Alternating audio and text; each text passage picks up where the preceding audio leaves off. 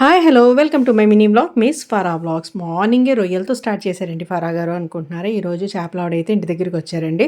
So, రొయ్యలైతే తీసుకొనొచ్చారు. Cost ఎక్కువుందంటండి ఇప్పుడు రొయ్యలైతే ఆవిడ కూడా చెప్పారు నాకు. సో, మమ్మీ ఏంటండి ఇంకా లెగలేదు అనుకుంటున్నారా? లేదండి 2 డేస్ నుంచయితే ఫుల్ ఫీవర్ అండి.